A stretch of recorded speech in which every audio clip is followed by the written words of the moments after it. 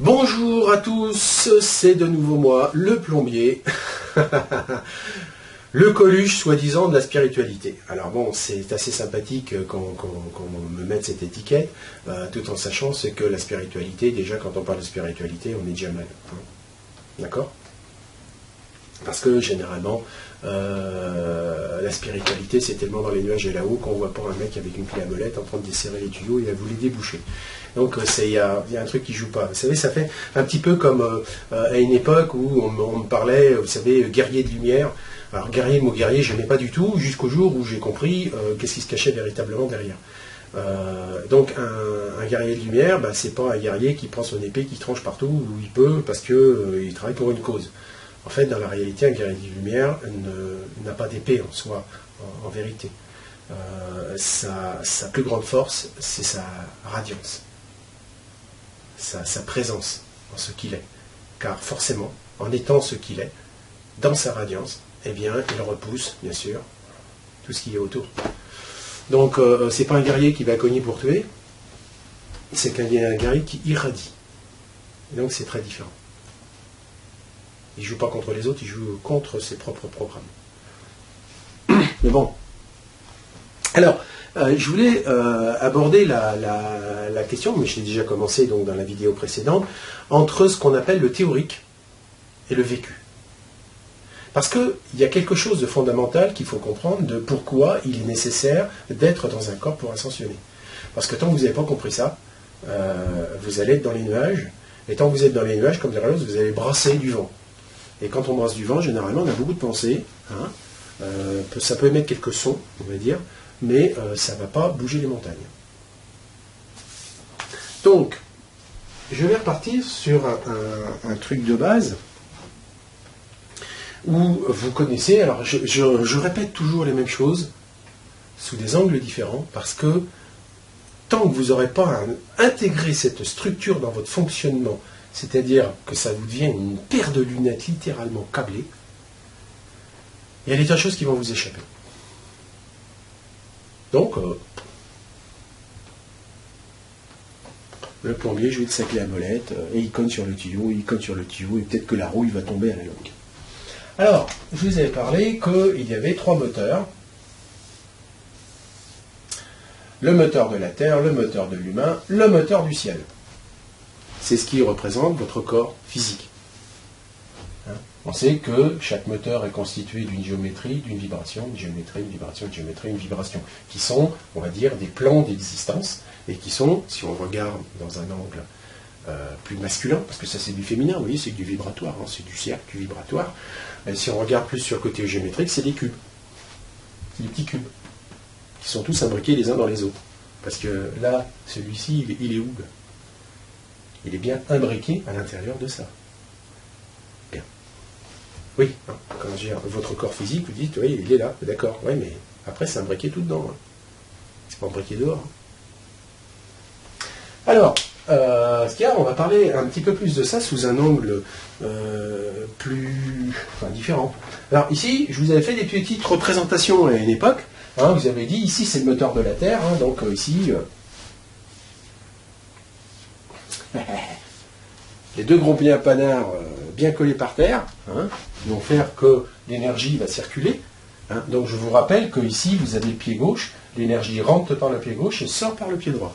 Hein, je vous dis ça parce que quand vous allez faire du débouchage de tuyaux, vous allez voir que selon la jambe dans laquelle ça va vous picoter, ça va se déboucher, vous saurez si c'est dans le sens de l'entrée ou dans le sens de la sortie.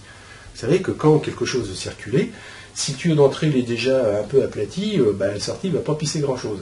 D'accord ? Mais, idem, si le tuyau de sortie est un peu serré ici, le tuyau d'entrée ne va pas pouvoir en mettre plus. Hein. Bon, ça fera peut-être gonfler le ballon de baudruche, mais il n'en pissera pas plus. Donc, on est d'accord, un truc qui est bouché quelque part, il vous réduit le débit. Que ça soit à l'entrée ou à la sortie, c'est pas grave. Bon, le seul truc, c'est que s'il est à l'entrée, vous aurez un petit débit, donc ici ça va être, comme dirait l'autre, un peu sec, hein, c'est-à-dire desséché, c'est-à-dire ça va manquer d'informations, ça va être sec. Par contre, si le bouchage est à la sortie, ça pourra quand même amener ici, donc ça sera, disons, plutôt le marécage. Il y aura beaucoup d'eau, mais elle ne pourra pas s'écouler. Donc vous avez entre le désert et le marécage. Hein, d'accord? Donc voilà, hein, bon, il y a des différences, mais bon, globalement, je vous parle de tuyauterie. Alors, ici, ici vous avez les monotes. Hein, enfin, les monotes, les mains. Hein, non, parce que bon, dans un pays comme on dit, si on dit les monotes, tout de suite, on voit les bleus et tout, donc bon. Hein. Donc ici, vous avez les mains, et puis bah, vous avez la tête. Alors la tête, on peut représenter avec le petit chapeau, si vous voulez. Hein. Hop. Je vous fais pas un chapeau breton ou basque ou ce que vous voulez, enfin c'est pas grave, bon, vous comprenez quoi. Hein. Une fois que vous avez compris ça, vous avez déjà bien capté les choses, hein, puisque vous allez voir que ici, effectivement, ce qui vous arrive ici sur le chapeau, le soleil, c'est-à-dire l'information qui vous arrive, ici, ça va être la mise en pratique, parce que si vous n'aviez pas les mains, eh ben, comme dirait l'autre, vous allez être mal. D'accord ? Et ici, ben, vous avez les pieds qui vous connectent à terre-mer. Donc vous comprenez tout de suite que quand vous allez regarder quelqu'un marcher, quelqu'un bouger, regardez comment ça gigote et vous allez voir tout de suite où il est bloqué. D'accord? Donc quand il y en a un qui est bloqué de la nuque, ici, vous voyez que le chapeau, on peut poser un verre d'eau, ça... Ouais, ça fait très militaire, hein, c'est bloqué. Hein. Donc on voit tout de suite où c'est bloqué. Hein, d'accord? Enfin bon, je ne vais pas vous faire un cours là-dessus. Je ne suis pas un thérapeute, mais ça vous donne déjà une bonne idée. Alors, l'autre chose qu'il faut comprendre aussi, c'est qu'on peut le représenter sous une autre forme. C'est que ici... je vais vers le ciel. Alors, on peut avoir une autre représentation, c'est qu'ici, on sait qu'il y a le chapeau, tout ça, et ben on peut vous le mettre sous la forme du petit soleil. C'est-à-dire que ici, c'est le soleil, c'est ce qui brille. D'ailleurs, quand on voit quelqu'un heureux, généralement, c'est à ce niveau-là qu'on le voit, hein, parce que là, en dessous, on a un peu de mal. D'accord? Hein? Donc, si ici, vous avez les yeux, la bouche, le nez, tous les sens, c'est qu'il y a une raison. C'est par là que ça se passe. Hein? D'accord? Ensuite, eh bien, nos amis de l'invisible, moi je dis le moteur de l'humain, parce qu'il fallait donner un moteur. Alors le ciel, il comprenait, la terre, il comprenait, donc l'humain, il est au milieu, là. Il est coincé au milieu. Bon, eux, ils n'aiment pas trop, enfin, c'est pas leur langage. Donc, eux, ils ont un autre langage, je vais vous le dire. Ils appellent ça le moteur du cœur. Parce que quand on dit humain, on dit 4D, l'humain. Ça, c'est l'animal. Là, c'est l'humain. Là, c'est le surhumain. Donc, quand je dis le moteur de l'humain, bon, on peut dire c'est le moteur du cœur. Donc, le moteur du cœur. Vous voyez, c'est une représentation différente, mais ça vous donne quand même une... voilà. Et puis, pour le moteur de la Terre, c'est simple. Pour le moteur de la Terre, vous savez que la Terre est représentée astrologiquement comme ça. C'est-à-dire qu'il y a un axe électrique. Je vous le dis, hein, parce que bon, j'ai écrit tellement de choses. Ici, vous avez le côté vertical, qui est l'électricité, une différence de potentiel. Il y a quelque chose qui s'écoule entre le ciel et la terre, un ascenseur. D'accord? Ici, vous avez le côté horizontal, qui est l'aspect magnétique, qui égalise tout. Et puis, vous avez un truc rond, qui s'appelle la gravitation. Ce que j'aime bien, c'est que la mis sa souris derrière l'écran, parce que, vas-y putain, disons, je viens depuis un paquet d'années avec lui, mais là, il me rappelle des trucs que pourtant il a déjà raconté, mais que j'avais complètement oublié. Donc ici, quand on représente ça, ça veut dire que vous êtes dans un monde gravitationnel électromagnétique.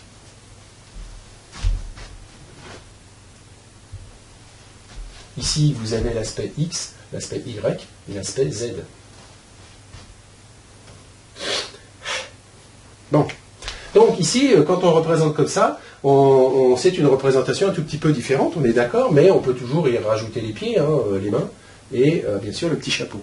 Donc, ici, si je rajoute les pieds, donc pour terre-mer, ça me représente certains personnages, vous savez, les petits ronds là, avec deux pattes, là. Bon, bref. Donc ici, vous avez celui qui arpente, hein, d'accord, hein.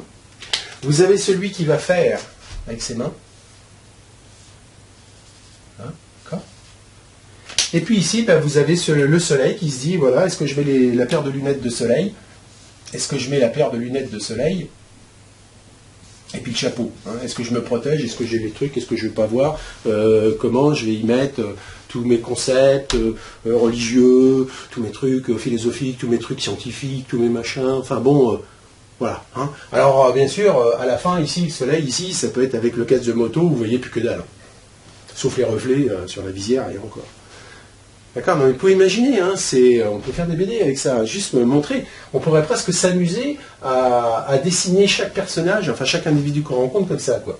Alors rien qu'aurait vraiment, on va dire, un petit cul, hein, c'est-à-dire le moteur de la bière, hein, avec deux petites pattes, enfin pas grand-chose.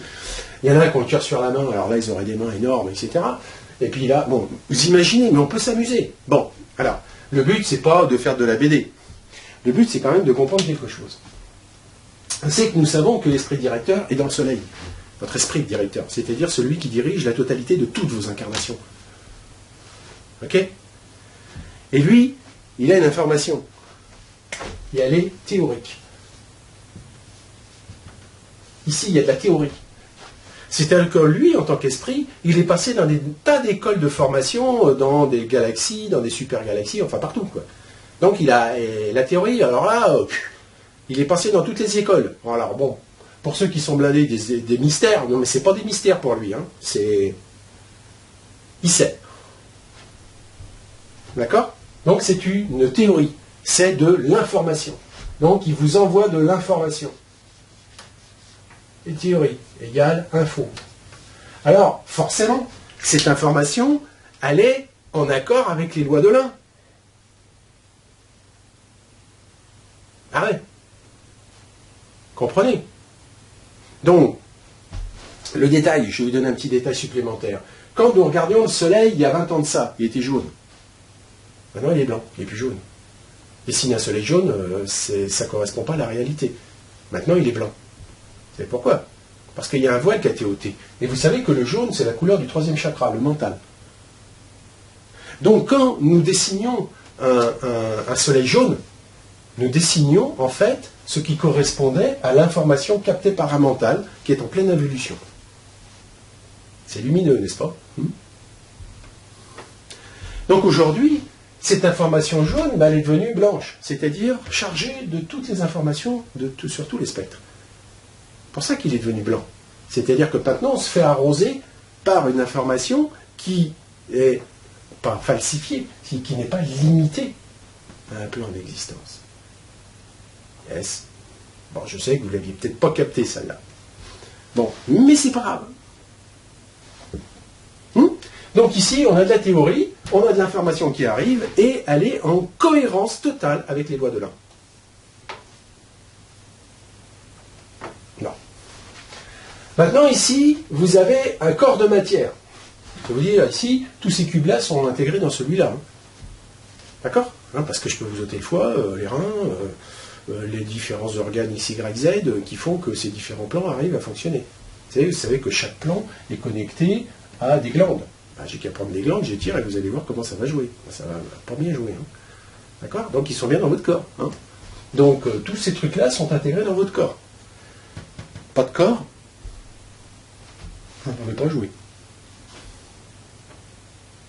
Comprenez l'hérésie, entre guillemets, de penser que l'ascension, c'est de redevenir une onde.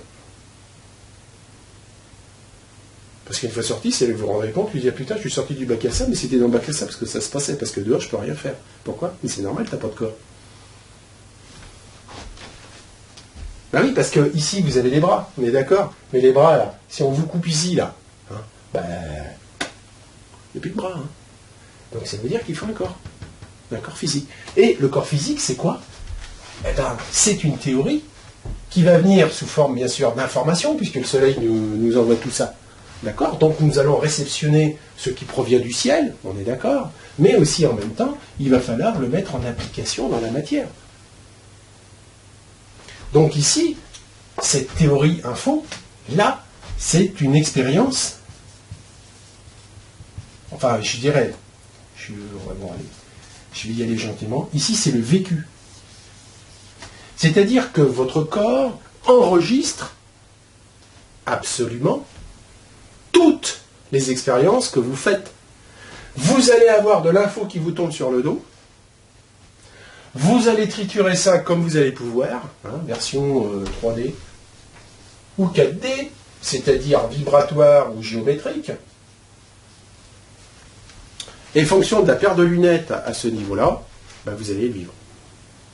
Donc forcément, l'information que vous captez, selon ce que vous allez faire, va faire que le corps physique ici ne va pas se sentir bien en règle générale. Pourquoi? Parce que vous savez que le corps énergétique est ici, principalement, c'est-à-dire ici ça s'appelle la santé. Donc généralement, si vous déconnez dans l'interprétation ici, bah, la santé, vous allez le sentir, et puis bah, forcément, ici, la santé, vous allez arriver à clapser carrément.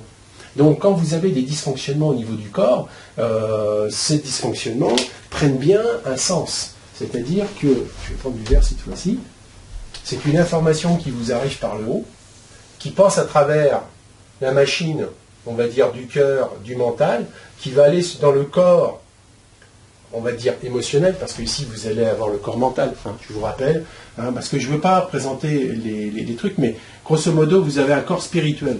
Ce corps spirituel, c'est tout simplement toute la géométrie, toute la conception que vous avez de ce qui est la vérité. Mais c'est une construction mentale. Vous savez, l'arbre qui s'est construit parce que vous êtes né à tel endroit et pas un autre. Donc ça appartient à la 3D. Hein. Le corps spirituel appartient véritablement à la 3D. Puis après, bah, vous avez forcément un corps mental, c'est-à-dire toutes les règles qu'on vous aura mis dans le crâne parce que vous avez été à l'éducation nationale. Ah oui, parce qu'il ne faut quand même pas faire des cancres. Hein? Donc on va vous bourrer le mou, comme dirait l'autre, hein, parce que le cerveau c'est du mou, paraît-il. On va vous bourrer le mou avec des tas de trucs qui vont bien sûr arranger tous ceux qui vous dominent. Donc vous avez un corps mental. Et puis bah, forcément vous allez avoir un corps émotionnel. Alors on sait que le corps émotionnel est en relation 4D, 2D. Puisque c'est votre âme, d'une certaine manière. Enfin, l'âme est une émanation du corps émotionnel.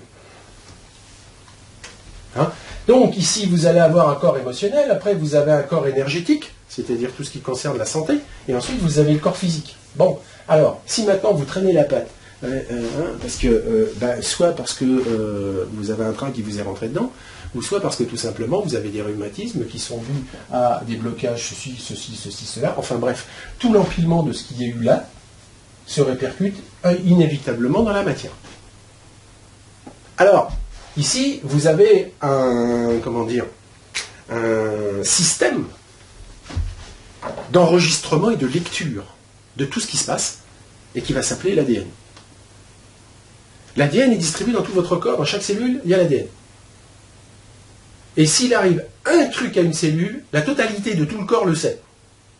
Pourquoi? Parce que votre ADN communique sur un autre plan et envoie l'information instantanément à la totalité de toutes vos cellules. C'est pour ça que ces pauvres scientifiques, ils sont un peu baumés, parce qu'ils disent, ouais, avec la pensée, puis ils ont mesuré le temps que ça parcourt le truc, le machin, et ils disent, on ne comprend pas, parce que quand même, des fois, l'info, il va plus vite que la vitesse que ça peut circuler dans la matière. Parce qu'ils n'ont toujours pas compris qu'il y avait d'autres circuits parallèles qui allaient beaucoup plus vite. Hein? Ouais, je prends l'image, simple.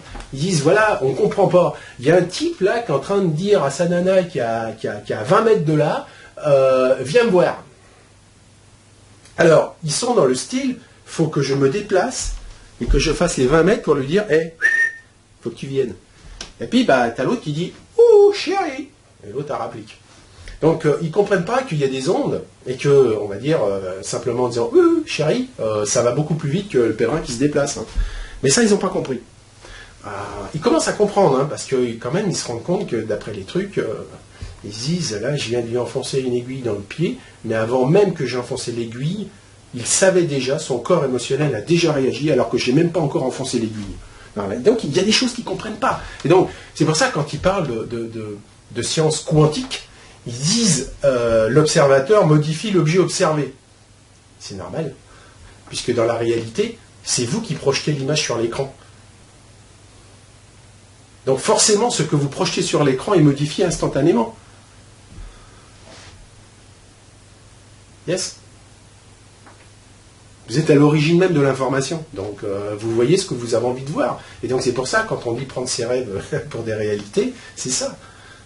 Tout ce que vous projetez, vous prenez pour la réalité. Mais vous êtes en plein rêve. Parce qu'en fait, vous roupillez grave. C'est pour ça qu'il faut éveiller, réveiller les endormis.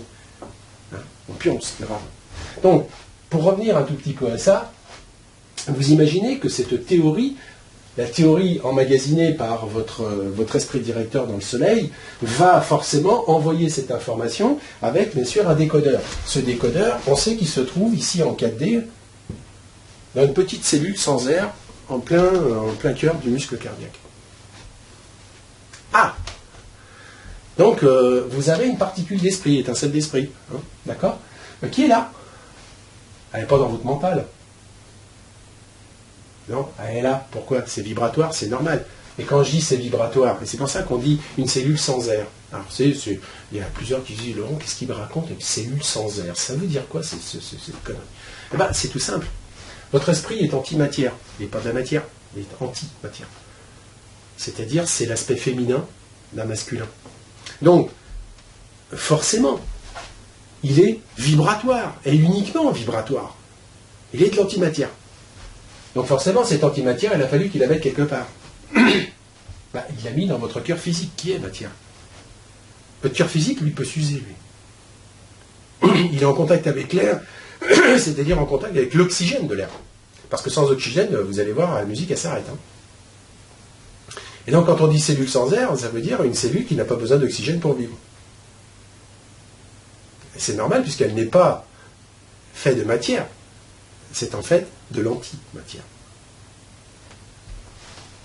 D'accord? Donc, ici, ça se situe là, on va dire version 4D, hein, d'accord? Hein, version 4D. Et puis, après, vous allez tomber dans tout ce qui touche, bien sûr, l'interprétation, qui est donc la version 3D. L'interprétation ici, mentale. Qui va gérer forcément le véhicule. C'est pour ça qu'il y a ici, vous avez ce qu'on appelle un diaphragme. Ce diaphragme, en fait, est la limite entre le bas et le haut. Il est celui qui va recevoir tous vos blocages émotionnels. Donc quand vous avez la respiration courte, soit parce que vous fumez comme un dératé, ou soit parce que vous avez une respiration quasiment atrophiée. D'accord? Elle n'est pas profonde. Quand vous voulez une respiration profonde, n'importe quel chanteur peut vous le dire, il faut détendre le ventre pour que le soufflet soit maximal. Oui, mais si vous détendez le ventre, il va falloir que le diaphragme, là, vous savez, pour que les poumons puissent, que la cage thoracique fasse ça, ça veut dire qu'il va falloir lâcher des blocages. Et c'est pour ça qu'on n'est pas tous des ténors, on va dire, pour la simple et bonne raison, c'est que c'est pour être un ténor, il ne faut pas être bloqué. Hein. Il faut y aller, et puis il faut avoir de la soufflante. Hein. Donc, généralement, enfin moi c'est une expérience que j'ai faite, c'est quand quelqu'un chante faux, c'est parce qu'il a beaucoup de blocages émotionnels au niveau du diaphragme. Donc il chante faux. La soufflerie ne fonctionne pas bien, donc au-dessus, ça joue pas. Et le fait d'avoir pris quelques cours de chant, on va dire, a fait que, tout simplement, le fait de bouger, et puis d'oser, comme dirait l'autre, vocaliser face à un pro, enfin vous y faites, parce qu'il fallait payer quand même. On dit, ok, j'y vais, hein. C'est pas gratuit quand même, donc j'y vais, et vous vous rendez compte qu'en fait, vous allez débloquer des choses. Par le chant. Alors je dis ça parce que, nos copains de l'Invisible ont dit à notre chère de Corinne qu'il fallait qu'elle se remette un peu à chanter, tout, etc. J'espère qu'elle comprend, à travers cette vidéo, que je lui dis que si, effectivement, elle ne fait pas de vocalise et elle ne chante pas, il y aura toujours des blocages au niveau du diaphragme. Bon. Je crois qu'elle a compris, mais bon. Hein. Alors, qu'est-ce que je voulais dire? Donc, ici, vous avez votre mental, et ici, vous avez votre corps. Et là, je vous avais dit que votre corps va emmagasiner votre vécu, votre expérience dans l'ADN. L'ADN est celui qui va enregistrer, donc c'est un très grand programme, qui va enregistrer en fait tous vos blocages. Tout ce que vous avez vécu dans la matière. Donc, si papy, il a fumé grave, et qu'il dormait dans la cave en bas parce qu'il ne pouvait plus jamais remonter les escaliers tellement qu'il était ivre, il est évident que l'ADN, son ADN, en a pris connaissance. C'est-à-dire, c'est un vécu. Donc, vous imaginez bien que quand ensuite il a refilé l'info à sa dame, forcément que le petiot, quand il est arrivé, il avait dans son ADN familial un bout de code disant attention là, grave, le taux d'alcoolémie, comprenez le truc. Donc c'est pour ça qu'il y a l'information que l'on récupère quand on revient s'incarner, mais qui se rajoute à l'information délivrée par le fabricant de la bagnole. Hein, je vous ai écrit ça déjà, tous ces trucs-là. Hein, il n'y a pas qu'une info. Il a dit, ouais, mon karma. Oui, mais il n'y a pas que ton karma, il y a aussi ceux de tes parents. Ah.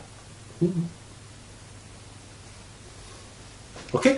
Donc, l'expérience vécue, elle va se retrouver dans votre ADN sous forme de dire, il y a tel programme, tel programme. C'est-à-dire que vous allez voir que le petit arbre que je vous avais dessiné, toutes vos cartes perforées, est en fait dans votre ADN.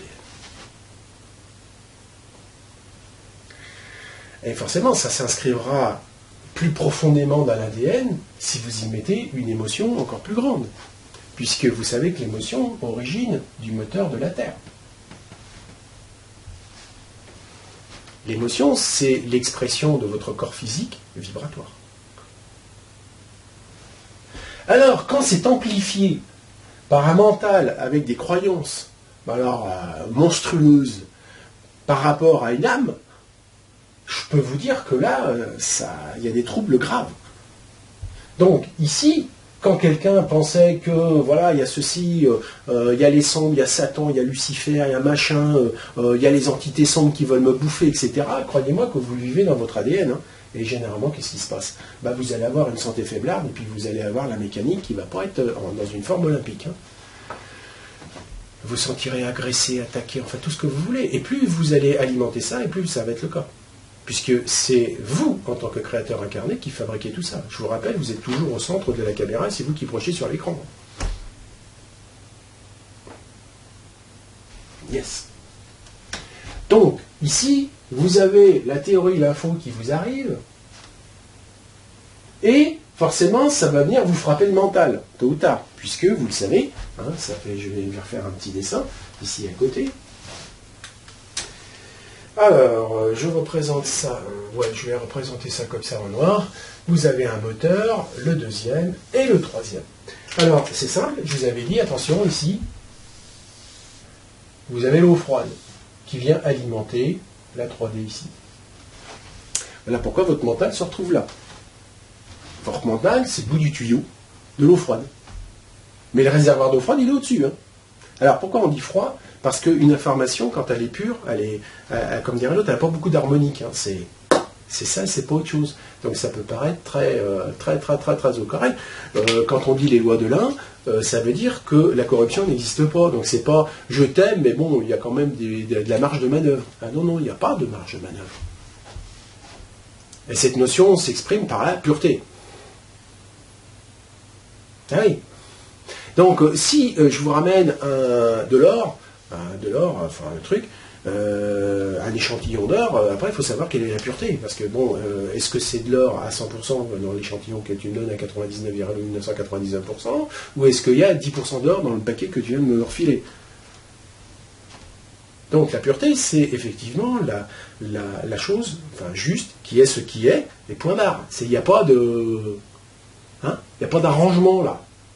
Quand tu as un atome de chlore, tu as un atome de chlore. C'est pas du carbone. Non mais les gens ne comprennent pas ça. Alors, je fais une petite digression par rapport à ça. Les gens ils disent, ouais, nous, l'humanité. Bon, ok, d'accord. On sait qu'on est déjà tous différents. D'accord. On est tous partis du même ADN, hein, je vous signale. Hein. On n'est que des variations de cet ADN. Mais c'est le même. Ok. Et qu'est-ce que je voulais dire par rapport à ça? Ça y est, c'est déjà barré. Non, mais c'est quand même dur, hein, les changements dimensionnels, mais bon, c'est ainsi. Oui. C'est que les gens pensent qu'on va tous avoir les mêmes réactions, les mêmes trucs et les mêmes machins. Or, il y a un type bien qui a dit il y a 2000 ans, un figuier, ça ne vous donnera pas des poires. Un truc comme ça. Ce qui veut dire que selon l'arbre que vous avez construit, les cartes perforées que vous avez, vous attendez pas, comme dirait l'autre, si, bon, je prends un exemple simple, hein, si dans ce corps ici j'ai la peau blanche, c'est pas parce que c'est dû à ma grand-mère qui était noire et à mon grand-père qui était asiatique. Hein. D'accord? Un pommier, ça donne des pommes. Alors il peut y avoir beaucoup de variétés de pommes, mais c'est pas des poires, et c'est pas des figues, et c'est pas des raisins. Hein. Donc, vouloir croire que moi, là, blanc, enfin, pas seulement blanc, mais aussi francophone, parce que je pourrais être blanc d'Espagne ou un blanc d'ailleurs, d'accord? Ben, j'ai pas les mêmes cartes perforées qu'un copain japonais qui arrive. Mais si c'est un pote japonais qui est né en France, moi je vous donne un exemple, j'ai connu des copains en Suisse qui étaient en fait des Tibétains. Suite à la guerre du Tibet, machin, envahissement par la Chine, etc., ben, ils ont débarqué ici. Et donc ils se sont fait adopter, c'était des gamins. Ils se sont fait adopter. Et ben c'est simple, hein, ils ont la couleur des Tibétains, ils ont vraiment le look du Tibétain, hein, je veux dire physiquement. Hein. Et quand j'entendais parler, c'est un Suisse allemand pur et dur. C'est quand vous arrivez, vous êtes au Cap Tampon, c'est un Suisse allemand, enfin moi je connais, hein, c'est Suisse allemand, un Suisse allemand, simplement il avait la couleur et il avait le look d'un Tibétain. D'accord? Donc vous voyez qu'il y a plein de mélanges, il y a plein de trucs, donc il faut comprendre que nous sommes l'association de plusieurs choses en parallèle qui s'ajoutent. D'accord? Donc mes parents étaient blancs. Ok, c'est une chose, mais bon, ils ont rajouté la carte, voilà, on est de culture francophone, de tel coin de la France et pas une autre. Et donc tout ça, ça donne des particularités. Alors croire que, ah oui, mais là, celui qui habite Strasbourg, ah, il est francophone. Pas complètement, parce que c'est pas forcément la première langue qu'il a appris. Ah bon? Ouais, ouais. Il a appris la langue chez eux, là. La langue parlée, ah oui, l'alsacien, ah ouais, ben oui, mais quand on cause l'alsacien de toute sa jeunesse, il faut arriver à la maternelle pour commencer à parler français, ça ne met pas les mêmes cartes dans la tête. Hein. Ah oui, mais c'est un français, ah oui, oui. Et puis il est blanc, ah oui, oui. Donc comprenez que on ne peut pas, j'ai rien contre les alsaciens, hein, ça pourrait être les bretons, ce que vous voulez.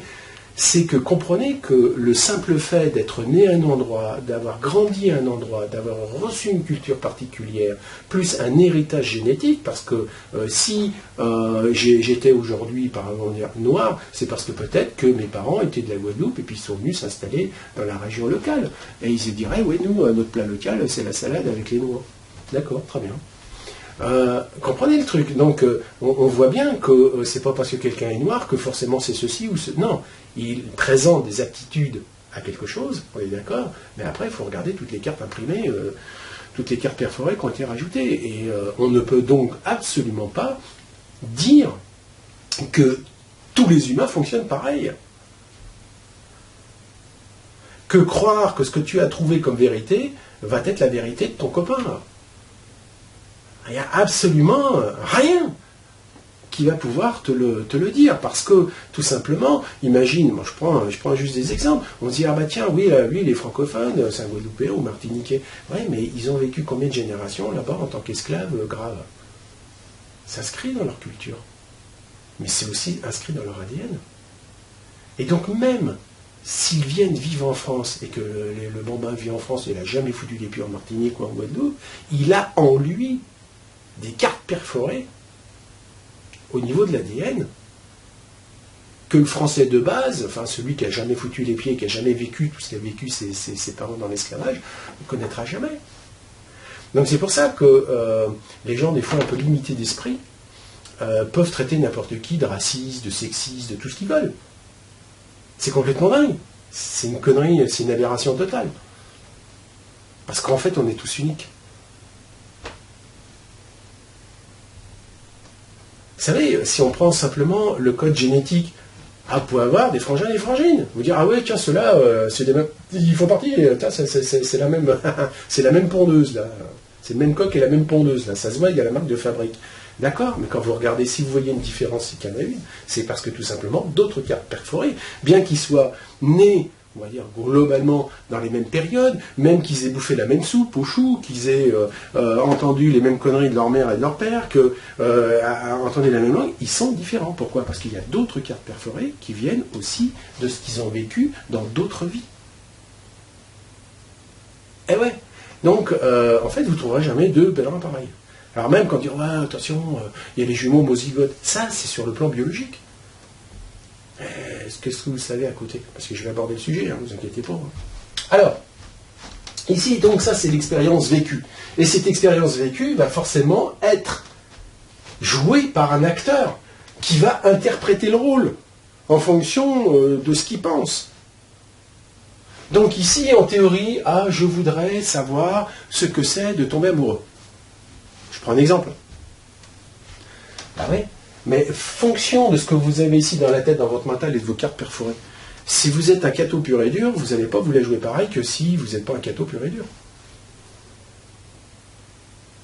Donc l'expérience que vous aurez d'être amoureux sera absolument différente de l'autre, puisque vous n'avez pas les mêmes cartes perforées. Comprenez le truc? Donc, quand vous essayez de dire à l'autre, écoute, je vais te dire ce que c'est de tomber amoureux, ça va être dur, parce qu'il ne comprendra jamais ce dont vous parlez. Pourquoi? Parce que tant qu'il ne l'aura pas vécu, vibré, il ne pourra pas savoir. Donc, on est bien d'accord que l'objectif d'un esprit directeur qui dit « je vais aller m'incarner dans un corps physique » est d'expérimenter cette théorie de tomber amoureux dans la matière. Alors, il tombera amoureux, oui, là, il était un Amérindien, ouais, d'accord, puis c'était une femme, d'accord, et puis bon, dans une autre vie, il sera un homme. Et puis il va essayer partout comme ça. Hein. Parce qu'il va falloir qu'il ait tous les points de vue inimaginables pour pouvoir cerner tous les contours de la théorie. Il est un créateur incarné. Il est là pour expérimenter dans la matière et voir toutes les faces inimaginables du même concept, de la même idée. Je vous ai écrit ça dans les articles, j'ai même fait. Une galaxie, c'est un concept. Système solaire, c'est une idée. Et sur les planètes, on va expérimenter différentes facettes de l'idée. Non mais c'est... Donc on voit bien que en tant qu'être incarné ici, nous ne sommes qu'un pouillème de pouillème d'un truc immense. Parce que quand on pousse la logique, c'est là. Donc, quand vous regardez votre corps, vous avez une image globale de ce que vous êtes en vérité, c'est-à-dire que chaque cellule de votre corps est un individu unique. Il n'y a pas deux cellules qui sont au même endroit dans votre corps. Il n'y en a pas deux. On peut être à côté, mais pas au même endroit. Alors, il y en a, c'est le foie, il y en a, ils appartiennent au système nerveux, d'autres, c'est le système digestif, et pourtant, c'est le même corps. Eh bien, dites-vous bien que ce même corps, ça serait l'ensemble de toutes vos incarnations sur cette planète. Vous expérimentez à la fois être une cellule d'un ongle, mais de l'index, mais aussi du majeur, et puis de l'autre, et puis aussi des orteils, et puis voilà. Puis vous allez aussi essayer la dent, l'œil, et vous allez essayer la totalité de toutes les cellules du corps humain. Donc c'est pour ça, dans mon dernier article, quand je vous ai fait la remarque, j'ai dit, mais quand vous croyez, vous, en tant que cellule, savoir qui vous êtes, ça, c'est du mental ego pur et dur, hein. C'est en barre, là, du lourd, hein. D'accord? Vous ne pouvez pas savoir ce que vous êtes. Alors, de dire, ouais, mais moi, là, je suis quand même séparé d'autres, oui, mais tu es une cellule de l'humanité, parce que l'humanité, c'est un corps entier, avec un ADN. C'est pour ça que tu peux copuler avec qui tu veux, tu vas faire des petits partout, hein. C'est le même ADN. Mais ils n'ont pas la même expression. C'est-à-dire que selon ce qu'il fallait expérimenter, et ça je l'expliquais pendant mes conférences, vous allez le faire en fonction de certaines fréquences. Alors c'est simple, ici, quand vous êtes là, alors bon, c'est... Il y a les couleurs, c'est là qu'il faut se réagir. Rouge, premier chakra rouge. Les races rouges expérimentent l'ADN humain en fonction du premier. Donc quand vous dites race rouge, vous dites pas c'est ouais, les Indiens d'Amérique, ils sont très connectés à terre-mère, etc. Vous comprenez pourquoi? Eh oui. Après, vous aviez la race orange. Oui. Ah oui, il en reste beaucoup, c'est normal. Je vais vous dire pourquoi après. Après ici, vous avez jaune. Vous avez la race jaune. C'est bien l'humanité qui s'expérimente dans les différentes fréquences des différents chakras. Ensuite, après, vous avez attends, ici, c'est déjà quoi ça? C'est le vert. Race verte. Alors là, je veux dire, il n'en reste pas beaucoup. Hein. Ils existent quasiment plus. Mais je vais lui dire pourquoi. Et puis après, mais ici, vous avez le bleu. Race bleue. Bah, les bleus, on les connaît. Hein. Les bleus, c'est tous ceux qui ont les yeux bleus, vous allez comprendre. Ici, ce qui reste dans l'ADN humain de la race verte, c'est ceux qui ont les yeux verts. Ceux qui, ici, restent de la race, on va dire, orange, c'est ceux qui sont les rouquins. Mais pourquoi on les a flingués? Alors pourquoi on faisait la guerre aux rouquins, par exemple, en Égypte, etc. Parce qu'ils étaient la vibration de la Terre, ils ressentaient ça. Et comme on était dans l'évolution, il fallait flinguer. Donc on a flingué tous les rouquins. Les rouquins, c'était tes rouquins, allez hop. Crucifixion. Alors tous ceux qui étaient dans le vert, c'est-à-dire au niveau du cœur, je veux dire, alors là, ça, on les a flingués, c'était les premiers qui ont été dans la ligne de mire. D'accord? Après, il y a eu les bleus. Alors les bleus, c'est les Vikings, etc. Vous savez, le Nord. Regardez, on dit, oui, ils viennent du Nord. Oui, mais le Nord, ça veut dire quoi? Le pôle Nord. Et on sait que le pôle Nord, c'est le pôle électrique. Donc l'énergie des vents solaires rentre par le Nord. Donc c'est normal qu'on ait eu du bleu. Puis après, on dit, ah, la race violette. La race violette, excusez-moi, la race violette, ici, à ce niveau-là, eh bien, comme dirait l'autre, quand vous regardez des peuples style tibétain, vous êtes dans la race violette. Mais ce n'est pas les seuls.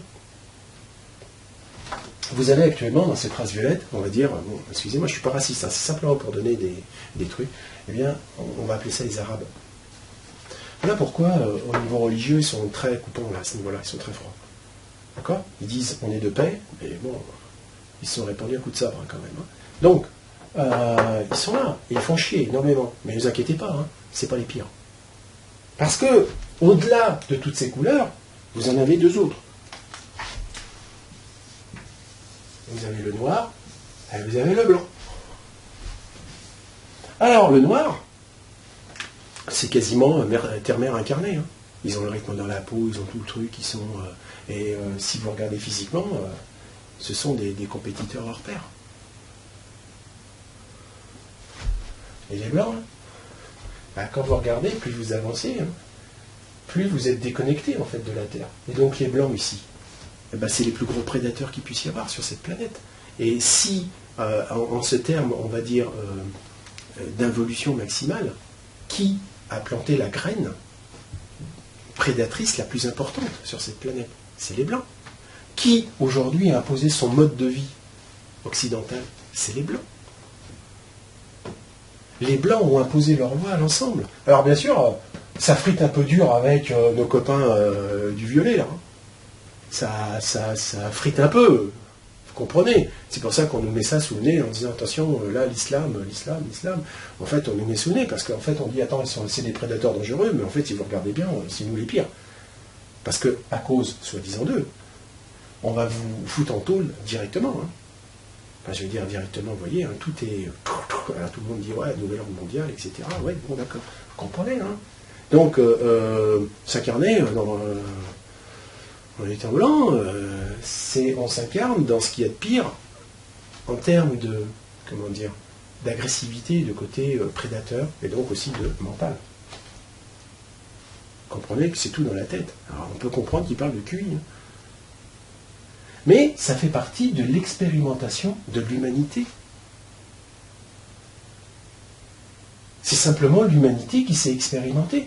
Si aujourd'hui le continent africain, où il y a beaucoup de noirs, est totalement exploité, il est exploité par qui? Colonisé totalement par les blancs. Et puis maintenant, quasiment par les jaunes.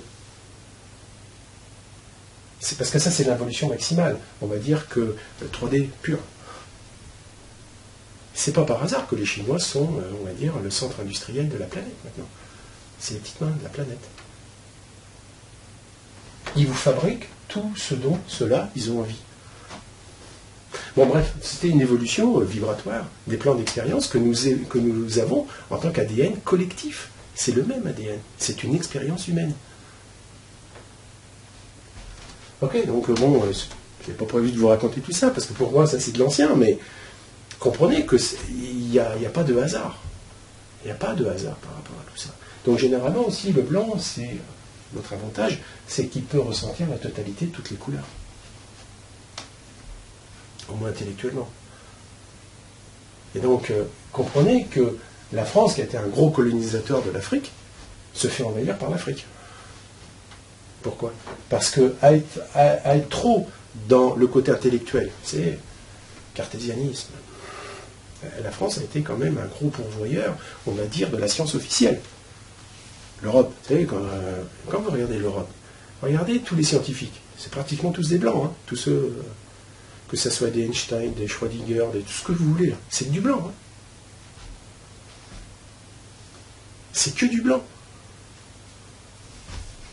Eh bien, nos copains africains, ils viennent nous redonner un petit peu de vibration. Hein. Ah ouais. Bon, enfin bon, c'est juste pour vous dire que tous les courants de ce qui se passe au niveau de la civilisation actuelle, de tout ce qui se passe, si on prend un recul suffisant, n'est que l'expérimentation à travers un ADN donné par Terre-Mère. Ok? Donc, nous avons dans notre ADN le vécu de l'expérimentation. Ce qui amène aussi à un texte que j'avais écrit à une certaine époque, c'est que tous nos copains les galactiques, que ce soit les bienveillants ou les moins bienveillants, eh ben, ils peuvent venir chez nous. Il n'y a pas de problème. Ils peuvent piller tout ce qu'ils veulent. Ben, juste un truc, c'est qu'ils ne pourront pas récupérer le vécu qu'on a, malgré toutes les crèves génétiques qu'ils ont pu faire. Alors ouais, tiens, on va aller en choper quelques-uns, on va les bidouiller, puis on va essayer de transposer ça dans notre ADN, tout ça, mais ils n'y arrivent pas. Parce qu'en fait, on est le lecteur-décodeur. Le lecteur-décodeur de toute l'histoire de l'humanité et de toutes les expériences expérimentées entre un théorique et un vécu est notre ADN. Alors ils peuvent venir avec leurs armes, leurs soucoupes, tout ce qu'ils veulent. Ils ne pourront pas le lire. Car nous sommes les seuls à pouvoir lire ce code ADN en étant dans un corps humain. Alors, comprenez toujours que quand on vous dit « ouais, on va ascensionner, il faut lâcher notre corps parce qu'on va retrouver notre liberté », là, vous sortez du coffre-fort carrément. Et vous allez prier longtemps pour retrouver, dire « est-ce que je pourrais avoir un corps maintenant parce que là, je crois que je me suis planté ».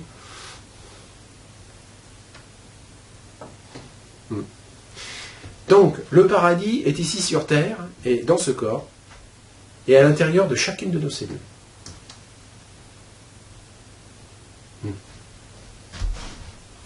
Ah, je vous raconte des tas de choses, mais ça correspond pas à ce que je voulais vous dire. Mais bon, c'est pas grave.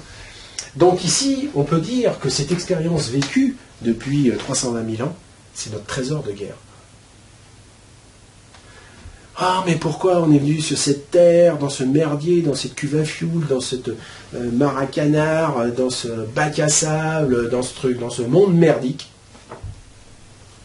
Eh bien, c'est simple. C'est que plus tu vas bas dans la densité, c'est-à-dire plus tu es coupé de la source, plus tu dégages une expérience proportionnelle.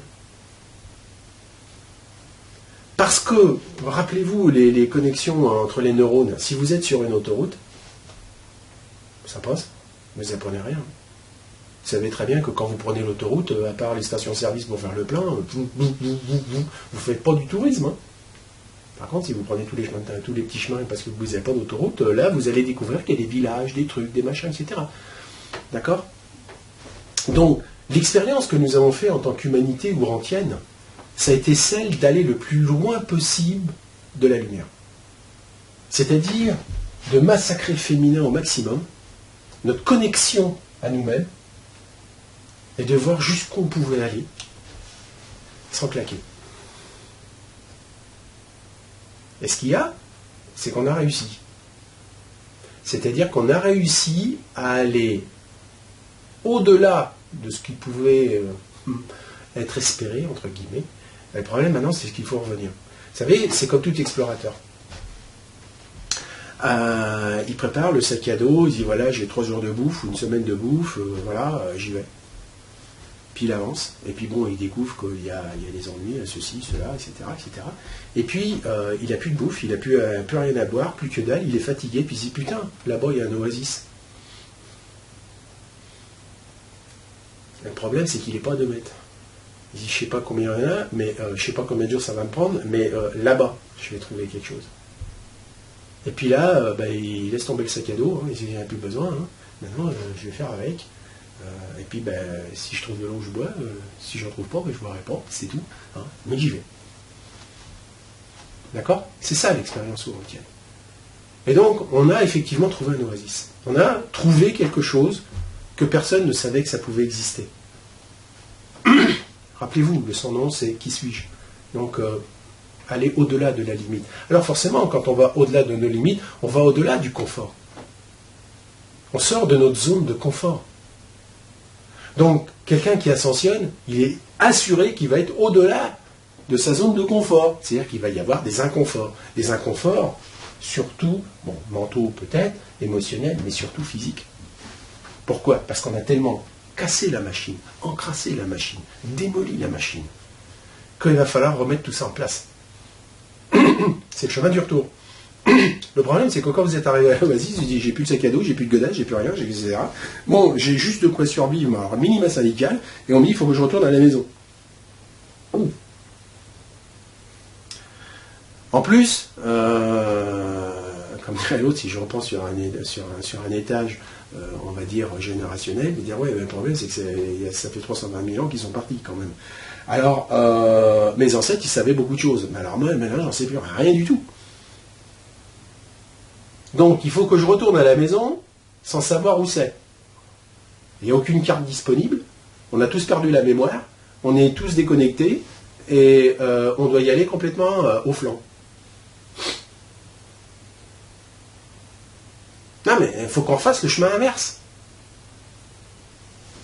Donc, comprenez, comme je vous disais tout à l'heure, que entre la variation de la 3D et la 5D, il y a une zone 4D. Où tout ce qui est noir va devoir être remplacé par ce qui est blanc. Alors ça fait du gris, hein, on est d'accord. Donc là, pendant toute cette période-là, si vous restez dans la logique blanc-noir, noir-blanc, vous êtes foutu. Maintenant, il va falloir parler en zone de gris. Hein. Plus ou moins gris, plus ou moins lumineux, plus ou moins sombre, mais ça sera de la zone de gris. Comprenez? Parce que tout ce que nous savons aujourd'hui est faux.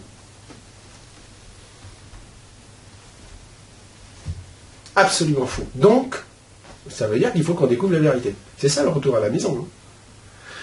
Hein. Donc, ce retour à la vérité va pas être simple, mais il est possible. Parce qu'on a montré qu'on gigotait encore, et qu'on est capable de le faire. Donc forcément, il y a quelques ouvreurs de chemin, hein, comme d'habitude, hein, qui vont se dire, bah écoutez, moi je sens que c'est pareil qu'il faut aller, j'y vais. Après, s'il y en a qui suivent, c'est pas mon problème. Mais j'y vais. Alors, il fait des traces. Et forcément, comme les humains, ils aiment bien le collectif quand même. Parce que, rappelez-vous, les électrons hein, sur les couches, là, il y a l'individuel, il y a le collectif, et après il y a la tribu. Hein. Alors la tribu, pour la bouger son cul, là, ça c'est dur, hein, parce qu'eux, ils ont déjà planté les tentes, tout le jardin, les poireaux, donc pour les bouger, il faut se lever de bonne heure. Par contre, le collectif, il peut comprendre que ça peut s'étaler un peu quand même les cultures, hein, qui peuvent peut-être, vous savez, faire des banlieues, quoi, aller de plus en plus loin, mais ils iront de plus en plus loin qu'à la seule condition qu'il y ait des individuels qui osent aller plus loin. Donc ça ose. Et forcément, il y a des endroits, ça ne va pas le faire, parce qu'il y a des braquages, il y a des trucs, il y a des machins, puis il y a des endroits où ça semblerait qu'il y ait une sortie. D'accord? Mais il y aura toujours des individuels, il y aura toujours des ouvreurs de chemin. Toujours. Mais un ouvreur de chemin, ça va pas être, tu ne vas pas en trouver 50 à la centaine. Hein. Non. Les ouvreurs de chemin, il n'y en a pas tant que ça. Et ces ouvreurs de chemin ont une particularité. Parce qu'il y en a beaucoup d'ouvreurs de chemin. Mais ça dépend sur quel plan.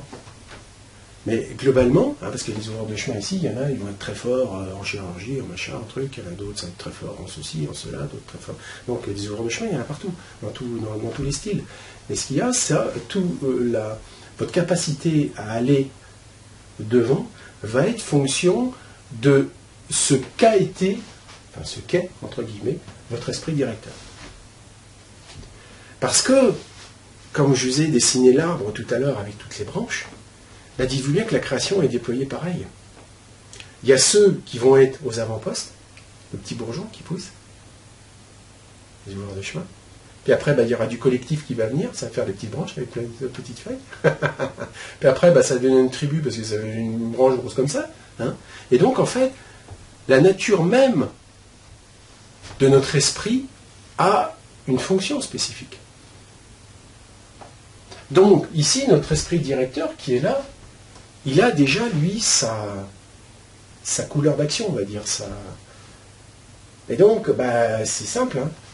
Il y en a, ils vont être faits pour ouvrir les chemins, il y en a qui vont être là pour combler le chemin, puis il y en a d'autres qui vont être pour construire sur le chemin. Donc, vous ne pouvez pas, quand on regarde la totalité des gens sur Terre, dire on est tous des ouvreurs de chemin. Ça n'existe pas. D'accord? Donc, c'est pas la peine de juger, c'est pas la peine de vouloir convertir, c'est pas la peine de... Tout ça, on s'en fout.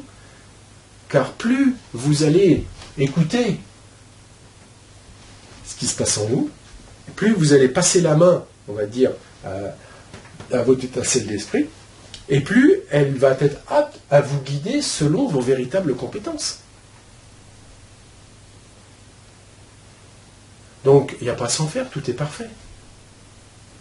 Mais il faut sortir de toute la construction ici, qui est là. Et c'est ce dont je veux vous parler, que j'y arrive pas depuis tout à l'heure. Mais c'est pas grave, on va y arriver. Alors, donc, on résume un petit peu. Là, vous avez toute la théorie. Donc, dans la tête, généralement, toute la théorie, tous les trucs, tous les machins. Ensuite, cette théorie va, vous allez voir, il y a ce qu'on appelle, alors ici, je voudrais quand même, avant d'arriver aux autres choses, ici, généralement, votre esprit directeur, comment dire, on est issu de la source au départ, bien sûr, mais c'est un tronc avec des branches, des petites branches, des trucs. Et donc, nous, on est à l'extrême, on est dans un super univers qui est lui-même, on est dans un système solaire, on est sur une planète, dans un système solaire, on peut tout remonter, mais on est à l'extrémité de quelque chose. D'accord? Donc, à fur et à mesure que l'arbre progresse, on peut savoir que toutes les cellules ne viennent pas forcément du centre de l'arbre, puisque ces cellules sont créées à fur et à mesure aussi. Et donc, c'est en cela qu'il faut comprendre qu'au niveau des esprits, nous n'avons pas la même ancienneté, on va dire, dans le circuit. Il y a des esprits qui arrivent, si je reprends le style de l'arbre, il y a des esprits qui, comment dire, avant que l'arbre soit un arbre, il a été une petite pousse quelque part, une petite graine. Et donc forcément, là, il y avait déjà des esprits. On est d'accord? Alors admettons, je dis des conneries. Hein. Il y en avait 10. Puis, ça a commencé à faire des petites branches. Mais ça a demandé de créer des esprits supplémentaires. D'accord? Donc est apparu des esprits supplémentaires. Alors, admettons que là, il y en avait 10, là, on en a créé 20. Et puis, à la saison suivante, forcément, eh bien, ça va continuer à pousser. Il va y avoir d'autres branches qui vont pousser. Et là, nous allons toujours avoir, parmi ces branches, on va dire des bleus. D'accord? Mais il y aura aussi des rouges, forcément. Mais il y aura aussi des noirs. Et donc, c'est pour ça que chaque esprit directeur qui est dans la création est bien une partie de l'ensemble. Mais n'ont pas la même ancienneté, on pourrait dire, la même expérience, la même... on origine tous de là, c'est clair. Parce que ici, comme dans l'autre, le jus, il vient de là, hein, donc la source, elle envoie le jus, on est d'accord. Et ça sera une vidéo supplémentaire un de ces jours. Parce que ici, ça pousse dans ce sens-là, mais comme tout arbre, il faut que ça revienne dans l'autre. Et donc, ce qui pousse dans l'arbre ici, ça s'appelle la matière. C'est-à-dire que quand l'esprit vient s'incarner dans de la matière, il vient pour apprendre, pour expérimenter. Mais il doit renvoyer le fruit de son expérimentation à l'antimatière. C'est-à-dire renvoyer l'information qui va faire que là, eh bien, il va y avoir effectivement un flux, on va dire, d'aller-retour entre. Et fonction de l'information qui re-rentre, eh bien, l'information qui sortira va modifier son fonctionnement en conséquence. Ok ? Donc, il est attendu de nous que l'on renvoie l'information accumulée par l'expérimentation que nous avons faite sur cette planète. Et elle est contenue dans notre ADN.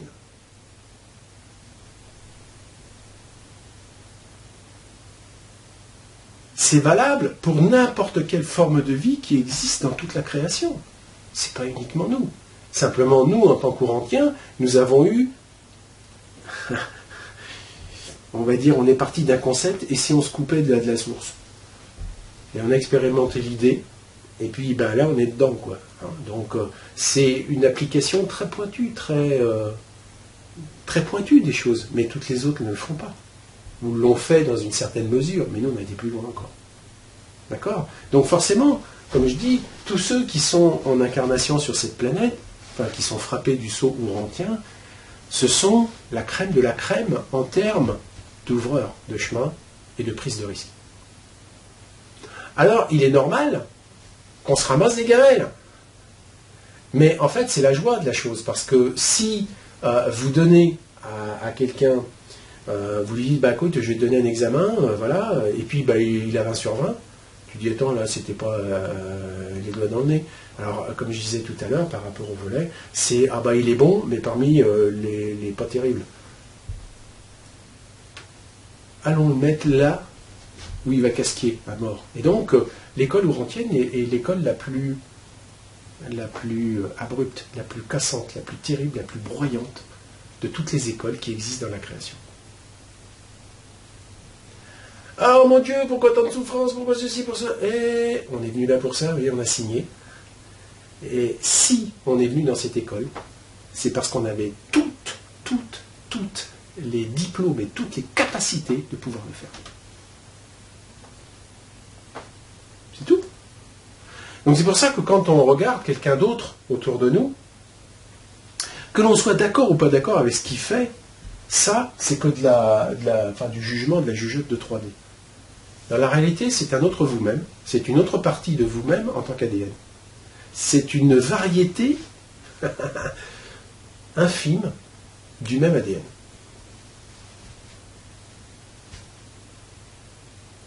Donc on est, je crois, la 5e race, enfin bref. C'est-à-dire que l'ADN qui a été donné, c'était pour faire ça. Et donc quand on passera, on va dire, en 5D, 6D, il y aura des modifications subséquentes dans notre ADN. Et c'est pour ça qu'il est important de comprendre que tout ce que nous connaissons aujourd'hui, toute la technologie ou toute la science que nous avons par rapport à ce qu'on connaît aujourd'hui, est dépassée. Nous passons d'un corps carboné à un corps silicé. Ça veut dire qu'on va avoir un autre ADN. Mais qui va être basé sur l'expérience que nous avons accumulée depuis. Car, vous le savez tout comme moi, quand vous êtes en maternelle, on ne vous donne pas de calculatrice, vous faites des beaux dessins, des beaux trucs, et puis quand vous arrivez au CP, on vous dit qu'il va falloir apprendre à compter. Alors, bon, c'est vrai qu'à une époque, on apprenait, il fallait écrire, et puis, il est évident que plus vous avancez, et plus il va falloir que vous ayez des outils perfectionnés. Enfin, je veux dire, vous ne vous imaginez pas passer, on va dire, le bac, en n'ayant pas de calculatrice, quoi.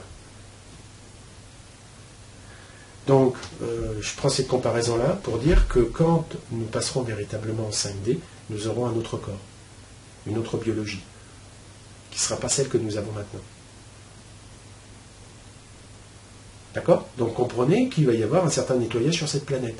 Et que ceux qui vont rester vont se retrouver, en fait, à muter dans une autre biologie. Il va y avoir un effacement de cette 5e race, donc il y en a une 6e qui arrive. C'est-à-dire qu'on va donner un outil qui va être adapté à la suite de l'opération. Ok? Bien. Alors, je vous ai toujours pas dit ce que je voulais vous dire, mais bon, c'est pas grave, on va y arriver. On va y arriver. La Miss me dit que le temps il tourne, mais il tourne, c'est pas de ma faute. Alors, ici, notre esprit directeur, qui a la théorie, qui a l'info, et, on va dire, un esprit qui est un peu trop idéalisé. C'est-à-dire que comme il arrive des branches, on lui a dit, voilà, ton taf c'est ça. Et il l'a pris tellement à cœur qu'il en est devenu un peu intolérant, on va dire. Froid. Et c'est pour ça qu'il y a eu un problème, on va dire, d'application avec le corps ternaire. Parce que, comme dirait l'autre, ça serait un peu dans le style le mercenaire qui a compris sa mission, ou chef, et qui monte dans la bagnole en disant c'est moi qui commande et je vais gérer la bagnole comme moi j'ai envie de la gérer. Sans poser à la question à la bagnole si elle est capable de faire ce qu'il lui demande. Vous comprenez le truc? Donc il y a eu un froid entre papa et maman, on va dire. Hein.